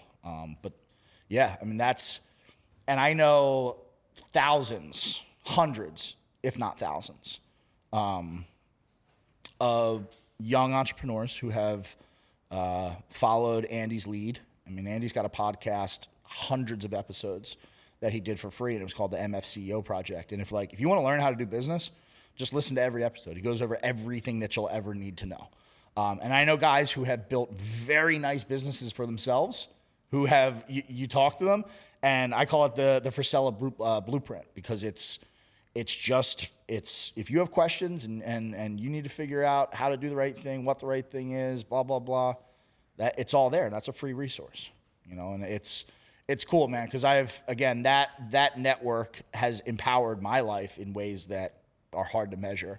But I know that I'm far from the only one. And again, going back to, you want to be a force for good in your community, you want to see change, you want to see positive change, that is exactly how you do it. Yeah, entrepreneurs that can change the world. No, I love it. Yeah. Okay, I know we're running low on time. I want to change gears real quick and talk a little bit of current events and foreign policy and all the crazy things that are happening in the world. So I feel like, to your point earlier, a lot of people have gotten a lot more political in the last 4 years since COVID, right? A lot of people realize, wait, politics might actually affect me, right? And maybe I should pay attention to these things. And I feel like a lot of people have become red-pilled and maybe went from being apolitical, or maybe even being on the left, right? And started following more conservative accounts because they didn't agree with what happened during COVID, or other things that happened over the last 4 years, the economy under Biden, et cetera. And one of the things that I've noticed personally, and I think you've noticed it as well, is that there are kind of two types of conservative influencers online. You have some that are signed to these big mega corporations, these political action committees, and we won't say their names, but we know who they are. These big media companies or big supposed nonprofits, et cetera. And they're sides of these organizations, and they tend to toe the line when it comes to certain issues, right? Yeah. So one of the big issues that arose over the last 4 years, besides COVID and the pandemic, was the war in Ukraine, right? We had the war in Ukraine, and we had all these conservative voices saying, America first, we shouldn't be going to Ukraine, no more wars, let's end all the wars, no more military spending outside of the United States, right? Keep our troops here, keep our troops home. And then when it came to the war in Israel, all of a sudden it was like, they're our greatest ally, and we should be going over there, let's send them more money, right? And as someone who's informed, like myself, and I know you are, it's really easy to see the way that the headlines are manipulated. So, for example, this past week, they passed a new stimulus bill, sending money overseas. There were, I believe it was $40 billion sent to Ukraine and $25 billion sent to Israel. And every conservative account that I follow, who I know signed to a major think tank, mentioned the money that went to Ukraine and somehow forgot. You noticed that too? Yeah, forgot that there was another $25 billion that went to Israel, right? The war that they do support. So I wanted to hear from you firsthand your thoughts on the situation that's happening overseas, and there's only so much that you can get from a tweet. So I'd love to hear from you firsthand. Yeah, I mean, I've never been a supporter of any war. I think a lot of people like misunderstand my position because it's like, oh, you don't like those people, and it's like, no, I'm tired of the people that I grew up with coming home with PTSD or blowing their fucking brains out, as a result of what did we accomplish after 9/11? What did we accomplish with 20 years in Afghanistan, in Iraq, and all these places, other than a bunch of our young men coming home barely able to function in society? I mean, even the most fortunate of veterans come home with issues, and a lot of them come home dead. A lot of them come home physically maimed, and an even greater percentage come home with things that they should not have to carry with them mentally. And I've, from my own friends, from people that I've met, from veterans sort of activities I've been involved in, I mean, you've got to get sick of that at some point. And for me, I just got sick of it very early on. I lost track very, very early on after high school of friends that went away and either didn't come back, or who came back different men, and not in a good way, with a sadness in their eyes, and these are people that I know, so you can tell the difference. So I've never been a proponent of this idea that we need to go save everybody, and it's never worked out for us. I mean, you can go further than 20 years. You can go to Vietnam. You can go to all these other foreign wars, and all we get is a generation of young men mutilated, for lack of a better word. And you look at other things, right? You look at it culturally, right? So we have this whole thing now where, like, where are, one of the things I heard during COVID and during all this political upheaval is like, where are the men at? Where are the men to stand up? We sent them to foreign wars. All the strong men, of our culture, of the American culture, all of them, no matter what race, where they come from, whether they've been here for years or they're a first gen or whatever, they're an immigrant, who came here and believes in what this country is. We send all the best and the strongest and the most courageous, and they either don't come back or they come back broken. And then we wonder why there's no strong sense of masculinity in our communities. It's because we're destroying families. It's because the guys that do come home can't be good fathers because they're so messed up from what they've had to do over there. And that doesn't come from doing the right thing. It doesn't, and I don't mean to say that to insult what anybody's done over there, but you're not going to have a clear conscience when you're going over there and you realize that you shouldn't be over there, but you're already there. And then you've got to fight for your life. And you're over there with people who do hate you. And you do have to do things that you should never have to do. And then you've got to come home and face your kids. And you've got to reintegrate into society. And we expect these men to be good fathers when they're up to their neck and they're treading water. So that's why I don't support the stuff. But when it comes specifically to the current state that we're supporting, look at the relationship. Take all of the emotion out of it, take all the religion out of it, take all the God's chosen people out of it, all that nonsense, and look at things logically. Is that we have sent these people hundreds of billions of dollars since the creation of their state. They have free college. We have free college. How's that work? How's that work when in a city like Philadelphia, there's a graduation rate of 48%? That's 48% of the kids that actually make it to high school. And we got free college over there?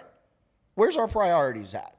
But the thing that upsets me the most with that one is if you disagree, you're automatically a hateful person.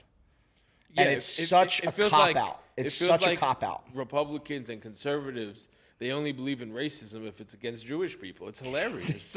Yeah, no, that's exactly what it is. I mean, look at all the anti-white activity that's gone on throughout the years, right?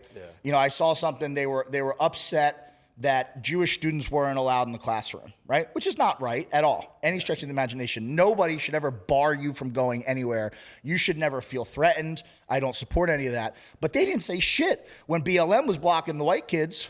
They didn't care about that. And these are the Republicans. These are the people that are the champions of like conservative white America. Where were they at? Yeah, facts don't care about your They feelings. didn't care because I remember at ASU, they weren't letting white kids in. It's the same exact thing they did. Where's the outrage?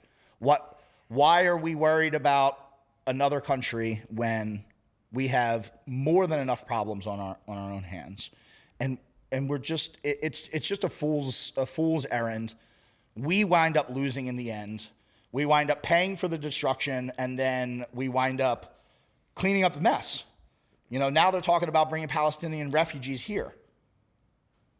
So we're going to pay for the bombs, right? We're going to pay for the destruction, and then we're going to import the refugees that everybody's calling terrorists, right? Because that's the talking line of the Republicans. It's like, oh, all of them support Hamas. Oh, the entire place is, we've all just we've dehumanized an entire population of people, and they're all terrorists. But now we're going to bring them over here. Where's the logic? And it's the thing that frustrates me is that the right especially talks about facts over feelings and all this, but when it comes to the discussion about the United States' relationship with Israel, the first thing they do is call you an anti-Semite. And you're there's hate in your heart, and you're Hitler, and you're all these things, and it's like, nah, man, I just kind of care about what's going on in my own city, and my groceries are like $100. I can't leave the grocery store without spending $100. Can we fix that before we send money to blow up women and children? And again, you say something like that, and it's like, well, the terrorists are hiding behind them, and it's like, okay. If somebody kidnaps your wife, do you want the cops to pull out a shotgun and shoot? No.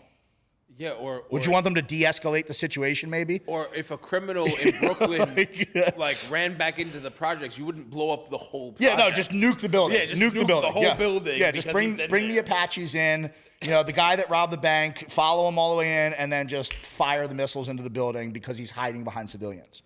None of it makes sense, and it's, again, the reason it pisses me off is that these are the people for years is they've been saying facts over feelings. And when you bring up facts, they don't want to hear it, and they want to name call. And they're also not only the people that say facts over feelings, but these are the people that have been complaining that that's what the left does. Oh, they just call you racist, which is true. That's what the left does. But you guys are doing it too now. The same exact thing. Yeah. And at the end of the day, I just can't support the idea that it's worth killing innocent people to catch a few bad guys. The world's always going to be a bad, scary place. There always is going to be bad guys. If that's your strategy, is just to kill anything near it, the world is going to eventually hate you. People are going to get tired of it. You can only see it for so long. You can only ignore it for so long. You wouldn't want that done to you. If you lived in that building, you wouldn't want it blown up.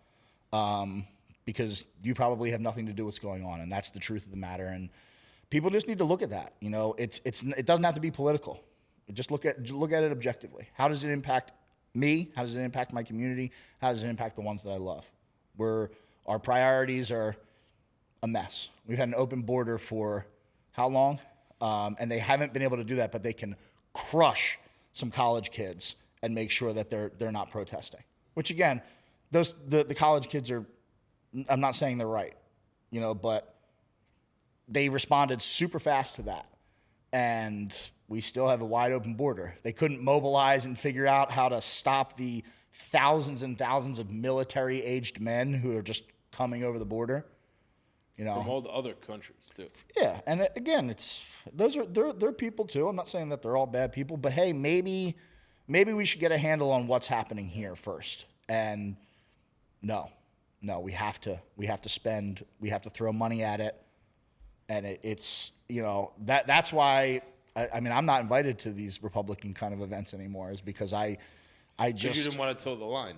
Yeah, and that happened even before that, even with Ukraine. I mean, Ukraine was popular with Republicans right away. You had guys like Dan Crenshaw who were like, who were telling stories of the ghost of Kiev, which turned out to not even exist, where, this one guy shot down 20 fighters. And, the politicians at that, you've got to realize the same exact mechanisms that brought you the story of COVID and brought you the story of George Floyd and brought you the Iraq war, and the same mechanisms go off. That should be an alarm. When the news starts talking about it every day, you should just, in general, no matter where you stand politically, you should just not believe it. And then start from a position of doubt and work your way towards the truth. If it's on television and your nightly news anchor is talking about it, just assume he's lying. And if he's not, you'll work your way there. But just don't take that headline at face value. There's still people who talk about 40 dead babies, and we've never seen that. That whole story just went away. Yeah, Ben Shapiro shared an AI image. It got and this is somebody who's a voice, who's a conservative voice of. I think that's his favorite thing to say is facts over feelings. He showed an AI-generated image. Got fact-checked immediately. And never took it back. Never took it back, just moved on to the next thing, because all they need to do is get their foot in the door. 40 dead babies, or 40 decap, whatever the story was, is the same exact thing as 2 weeks. It's enough to get the weapons of mass destruction. Exactly. It's enough to get the machine moving, and once that starts, it's going back to what I said very early on. These people don't give back powers that they take very easily, and they don't give back rights and stuff like that. The war machine doesn't slow down once we've leveled all of Gaza. There's things that now go into motion that are beyond our ability to just say, hey, we don't want to do this. So that you have a responsibility to say, nah, I don't support that. And if you don't like me, I've lost 75,000 followers since the start of October 7th. And these are people who they all want to tell you about it on the way out the door. I used to follow you during COVID, and now I don't. Congratulations, man. Get lost. You'll be just like the guy that was telling me that he used to hate me during COVID, 2 years from now, when, your dollar's worth even less, and you finally realize that, hey, maybe the guy on the television lied to you, it's silly. I love that way of thinking. I actually wanted to tell my wife this. I was thinking this last night, and I was like, I need to explain this way of thinking to her. Whenever you see something on the news, immediately think the opposite's happening and try to work your way backwards. Yeah, just assume with I don't believe you. Yeah. I mean, that should be a sort of a position in life in general. Yeah. If you come to me with a lucrative business idea and you tell me you're going to make me $1 million, I'll listen to you, but I don't believe you until I'm not going to say, oh, well, it must be true. Where do I send my money? Yeah, okay, sure. It's okay, I don't believe you. Explain it to me. And then I'll form my opinions. But we don't seem to be able to do that when it comes to the news. And, again, the same mechanisms. If you think about it, there's those crypto scams online where it's like, hey, I'm Elon Musk. Send me 1 Bitcoin. I'll send you 2. Yeah. And people still fall for it because they're still doing that That's scam. Amazing. That's amazing. That is amazing. It's working because they're still doing that scam. So someone's sending the money. So those are the same people that believe the headlines on mainstream news. I grew up in New York, so I would walk Times Square when I was a kid, and so I was used to all these people trying to sell you stuff, right? Try to sell you their CD or their mixtape or whatever the hell they had. And so I got used to not believing and trusting people, right? Crackheads will come up to you and say, "Oh, I had a friend of mine who was really bad, addicted to crack. His family was in the mafia, so he was like a rich, spoiled kid. He wasn't, but his family was. He's a rich, spoiled kid. And he would go around asking people for money for crack, and he would make up the craziest stories. He would say, hey, my wife's in the hospital, and I just need money for the Uber. So just give me $50, and I'm going to come back. I'm going to pay you back. And then he'll get the $50 and move on to the next sucker or whatever. And so I witnessed that as a young kid. And so it got me to build this muscle of not trusting what people say. But if you grew up in a small town where everyone tells the truth, you might just assume, oh, well, Fox News said it's true, or CNN said it's true. Why would they lie to me? Yeah, why would they lie to me? They're here to, what's CNN's headline? Unbiased? Yeah. All right. That's interesting. It's not what I would have went with, but no, it's, again, it's all those same mechanisms. If you start seeing like it advertised on television, and you start seeing like, you know, Well, with social media, it's easy to get confused because you think these influencers are independent. If you don't do your research, I was telling people, hey, keep cashing those PragerU checks. People who are obviously not Jewish, and all of a sudden they take an impromptu trip to Israel. Like, dude, keep cashing them PragerU checks, man. Yeah. I went head to head with a couple of them where I said, I was like, you know, yeah, like the little gay black one. What's his name? Xavier. Yeah, Xavier's one. What's the other one's name? Come on, bro. DC Drano. It's like, bro, you've never mentioned a word about Israel, and now how did you get over there? You know what I mean? Like, yeah, who paid for the plane ticket? No, so that's what I said. I was like,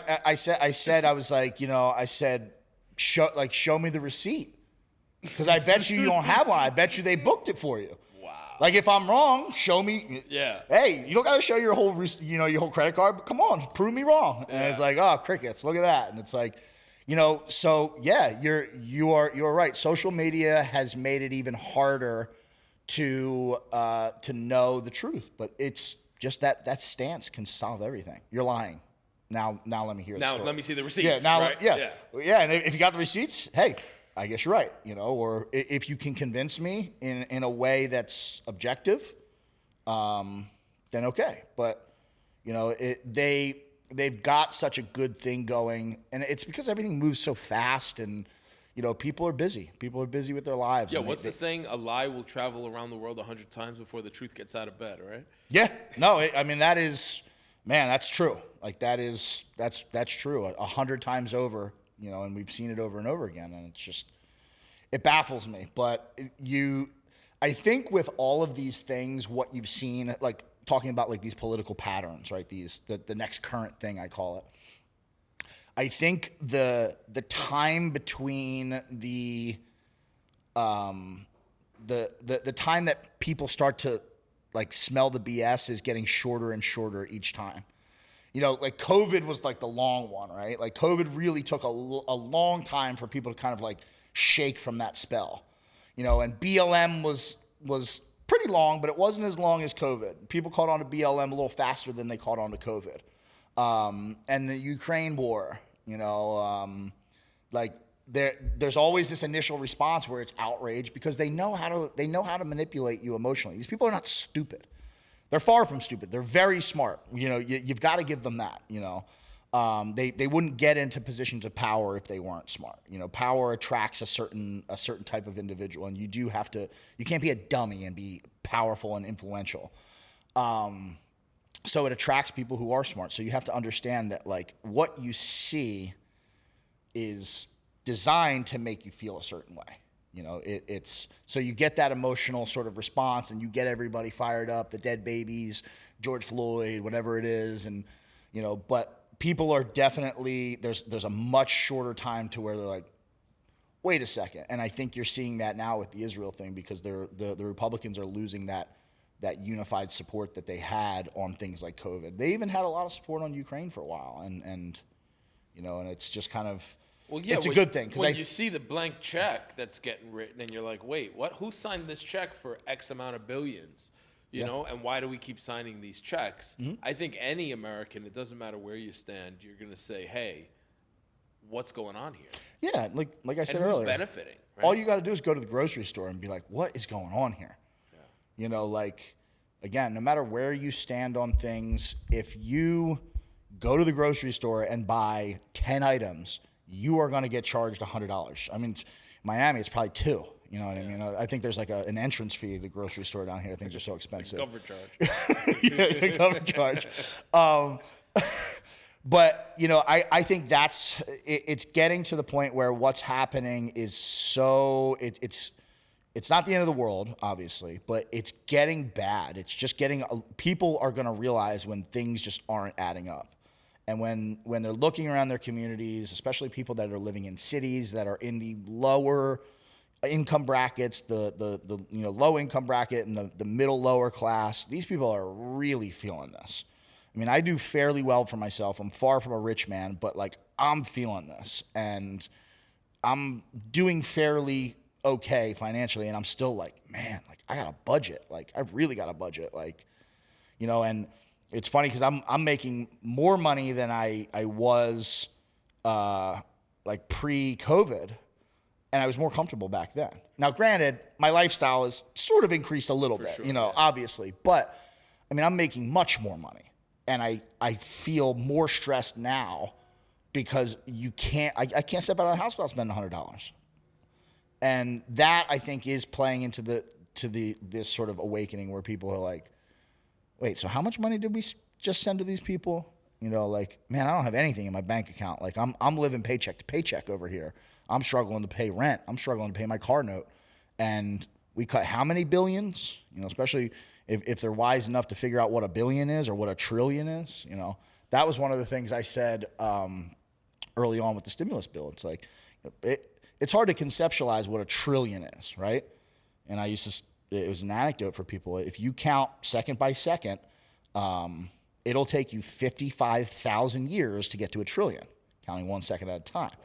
You know, that's, if you're not quite sure how much money that is, that'll put it into perspective for you. You know, 55,000 years it'll take you.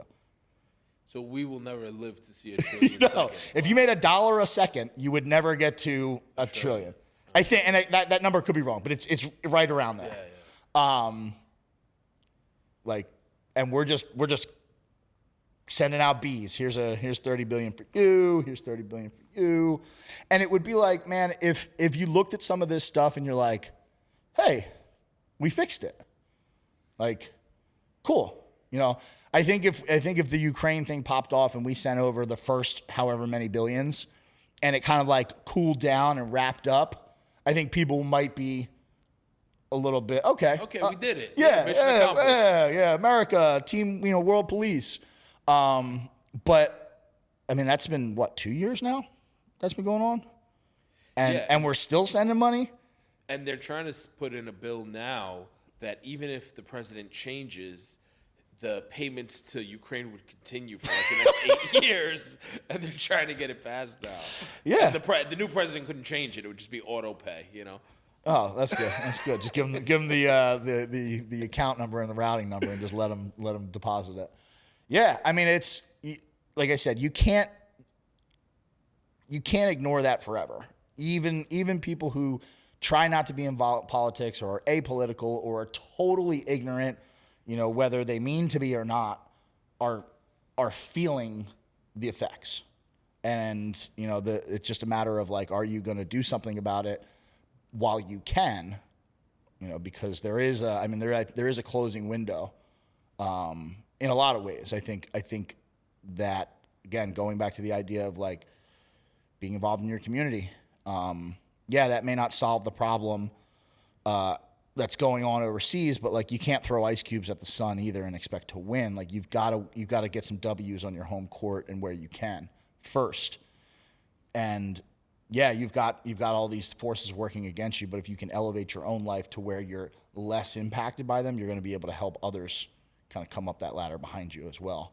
And then, you know, when you're a little bit closer, you can toss some ice cubes and see if you can hit it. But like right now, like trying to stop that. I mean, I talk about it a lot because I have a platform, but you know, you're not going to stop these people from what they're doing. Like you need what you need to do is stop paying attention to these people and start paying attention to what's going on locally in and around your community, so that you can get people into office that are going to do the right thing, who are going to step up, who are going to, you know, make a change, and who are going to say no in some capacity. And then when you've got that first line built, that first layer, now you can start to reach up a little bit higher and go at the federal government. But if you're not able to impact your local community, I mean, if I can't stop, I live in St. Augustine, if I can't stop the way they're building in St. Augustine, you know, it's not going to matter, you know, because I'm going to have the same problems that any big city has in my nice, quiet city of St. Augustine. So what is it, you know, it's going to affect, you have to do the stuff that's going to affect you right now. And that comes back to personal excellence. That comes back to, you know, all the stuff that we talked about earlier, where you're just regaining control of your life and getting reconnected and reintegrated with being involved in all these aspects. Yeah, when I first moved to Puerto Rico, I wanted to run for governor. That was my thing. And then I got there. I started setting up all these meetings. I met with the governor. I met with the Secretary of Education. and then a couple of months later, they're on the news, and they're like about to go to jail, and they're getting kicked out of office. And I was like, maybe I don't want to be in politics. Maybe it's too dirty, right? Well, if you do the job correctly in whatever capacity that you wind up being in, it's a thankless job. It's a very difficult job. It's not a very rewarding job in terms of finance, Unless you're dirty. Yes, but if you do the job correctly, it's not. But yes, and that's why it attracts these people, because it is a fast track to success. Most politicians are not independently successful. Name one. You can't. Maybe Donald Trump. But these people, it attracts these people who are willing to bend the rules and eventually break and manipulate the rules, because it attracts people who have never built anything. They all go to college. They all go to law school, which law school is a good accomplishment, but you didn't go out and be a lawyer and like win cases. You just like went into politics and became a cog in the big machine. And, if you don't go in it with a bad heart, which I do believe there are plenty of people who do see it right from the rip, it can change you if you are not strong enough. I got a taste of it. Oh, let's fly you out. Let's fly you out. Let's, nice steak dinner. You're going to meet with some donors and this and that. And it's like, if you're not, I lost a lot of support, because I wouldn't bend on certain stuff. Ukraine, the Republicans were still all behind Ukraine when I was running. And, I was asked something at a donor, and he was going to cut me a big check. And he said, what's your position on the war in Ukraine? I said, I don't think we should be involved. And he said, I think we should. And I said, well, we disagree. And he's like, well, would you support, that? And I said, no. And I didn't get that check, So that whole system plays to weak people. Because like I said, if you do it correctly, it's not an easy road at all to even get there. But when you do, you're going to face very, very, very strong forces of resistance. And you need a lot of money to run. And you need a lot of money to run, so, and that's part of the reason why Donald Trump was so successful, at least in the beginning, is that he was able to finance his own campaign. It's hard because either you're going to lie to donors and then they're going to come after you, right? You're just not going to get reelected. Or you're going to have to change your values, or sell out your constituents. You know what I mean? Like, you tell them one thing and do another. Like, that's what politicians do. They say one thing, and then, they know nobody pays attention to most of the voting. So they'll just go, yeah, I'm anti-war. Here's a spending bill for Ukraine. But not Ukraine. Yeah, Ukraine, exactly. we need it. Yeah, no, this one's important. And so is Israel, and so is Afghanistan and Syria and all these other ones, and it's tough, man. And I think it's probably designed like that, to keep the good people out, because it's a sacrifice. And we've gotten so far away from that in terms of how we look at politicians. Plato wrote about it in The Republic, in the story of Socrates, where Socrates talks about how rulers, he's talking about like the perfect city-state, so the perfect government in some sense. And he says that it should be like the military, where you're just paid enough and you're taken care of. So when you're a politician, you shouldn't have a big salary, right? You shouldn't have all these things. You should have your housing taken care of, and it should be modest. You should have a salary of some degree, and it should be modest. Enough to survive, but like not $250,000 a year, not free health insurance for the rest of your life, no matter what you do. It should be something that you want to get into, do your time, do it correctly, and then get out and get on with your life, and then go be successful and go start a business and go do all the things. But it's not. It's the longer I can stay here, the better this is for me. So I'm going to, again, whether I have a bad heart or not, I'm going to bend and break and dance around the rules and play the game as long as I possibly can, and then ride this as long as I can, because I don't want to go out there and work. And that's what this system attracts. And until we can dismantle that, it's an uphill battle in politics, and that's where culture comes in. Yeah, and it's a slippery slope, because once you compromise your views on one issue, right, then might as well compromise your views on everything. Oh, that didn't hurt so bad, you know what I mean? And then next thing you know, you open all these doors and you're a completely different person. So, to wrap up, politics aside, right? We're living in a crazy world. There's all these agendas at play. There's all this black magic that we can't see happening behind the scenes. What can the individual do in the realm of personal excellence? What do you think are maybe 3 things that are really important for individuals to do to change the world around them? So again, personal excellence is the ultimate rebellion. That is an Andy Frisella quote, and that is something that I try to live by, that I know that he lives by, and the people that are in and around us who are doing their best to do these things are living by, is knowing that the best thing that you can do to create a better world is to be the best version of yourself. And I think that starts just with 3 foundations. It starts with your physical health. Everything starts and ends there.